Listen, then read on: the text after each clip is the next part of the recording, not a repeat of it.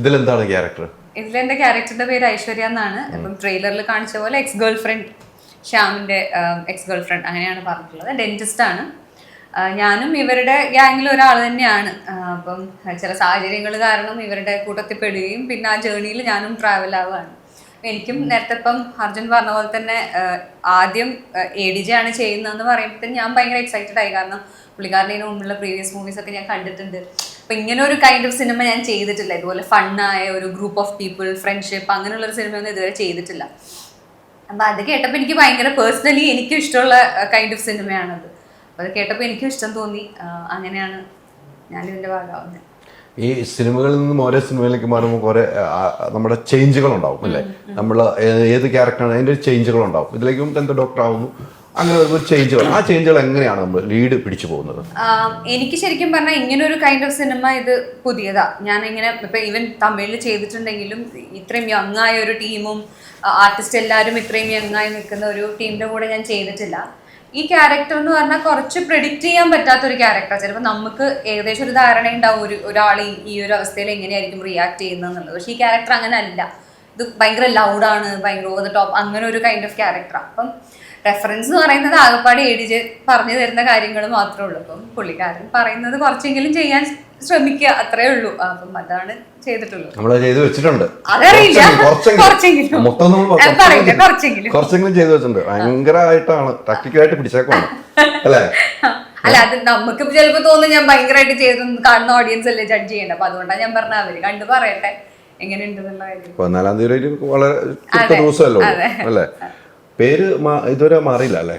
ഒന്നും പേര് ഇതുവരെ മാറാൻ പറ്റിയിട്ടില്ല. ഇതിൽ പേര് ഗസറ്റിൽ മാറ്റണ്ട. പേരിപ്പോഴും എല്ലാരും കൂടുതലും എനിക്ക് തോന്നുന്നു ഈ സിനിമയുടെ ഷൂട്ടിങ്ങിന്റെ ഇടയിൽ പോലും ഒരു പകുതിയിൽ കൂടുതലൊക്കെ ആയിക്കഴിഞ്ഞ് എന്നെ വിളിച്ചിരുന്ന പോലും ഇതിലെ ക്യാരക്ടറുടെ പേരിലല്ല, അറിയാണ്ടൊക്കെ അഖിലേട്ടനൊക്കെ ഇതിന്റെ DOP ഒക്കെ ഉണ്ട്, നമ്മളുടെ അങ്ങനെ വിളിച്ചു പോയിരുന്നു.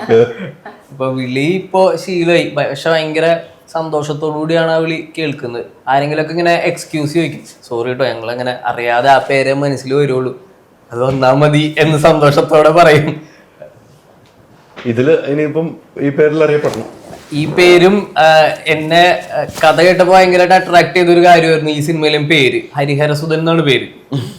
അപ്പൊ പ്രാർത്ഥന പോലെ പറയണ പോലെ അപ്പൊ ഓരോരുത്തരും ഹരിഹരസുധനെ വിളിക്കുന്നത് ഓരോ രീതിയിലാണ് ഈ പടത്തില്.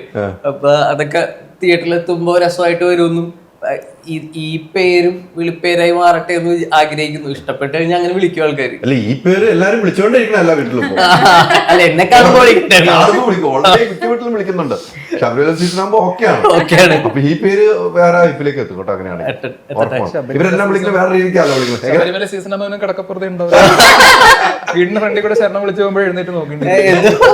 നമ്മള് വിളിച്ചിട്ടുണ്ടോന്ന് അല്ലേ? നല്ലൊരു ക്യാരക്ടർ ആണല്ലോ ഇതിനകത്ത്. എനിക്ക് സത്യം പറഞ്ഞാൽ എനിക്ക് സാധാരണ സിനിമകളിൽ എനിക്ക് തീരെ താല്പര്യമില്ലാത്തൊരു ക്യാരക്ടർ, സിനിമയിൽ അധികം കാണാൻ ഇഷ്ടമുള്ള ക്യാരക്ടർ ഈ ഹാക്കേഴ്സിന്റെ ചില പെക്യുലർ ആയിട്ടുള്ള ബെസ്റ്റ് പെർഫോമൻസസ് ഉണ്ടെങ്കിലും പൊതുവെ ഹാക്കർ എന്ന് പറയുമ്പോൾ എനിക്ക് അങ്ങനെ സിനിമയിൽ ഇഷ്ടമില്ലാത്ത ഒരു പരിപാടിയാണ്. പക്ഷെ എൻ്റെ അടുത്ത് വിളിച്ച് പറഞ്ഞ് ഞാൻ സ്ക്രിപ്റ്റ് വായിച്ചു കഴിഞ്ഞപ്പോൾ ഭയങ്കര എക്സൈറ്റിംഗ് ആയിരുന്നു. അതായത് ഒട്ടും ആ ക്യാരക്ടറിസ്റ്റിക്സ് ഇഷ്ടമില്ലാത്ത അല്ലെങ്കിൽ അത്തരം മേഖല ഇഷ്ടമില്ലാത്ത എനിക്ക് ഈ ക്യാരക്ടർ വായിച്ചപ്പോൾ വേറൊരു ഓപ്പോസിറ്റ് സൈഡ് ഉണ്ട്. ഭയങ്കര ഗ്രൗണ്ടഡ് ആയിട്ടുള്ള ഫുഡ് ഡെലിവറി ചെയ്യുന്ന ഒരു ഹാക്കറാണ്. അപ്പോൾ ആ കോൺട്രാസ്റ്റ് എനിക്ക് ഭയങ്കര വർക്കായിരുന്നു.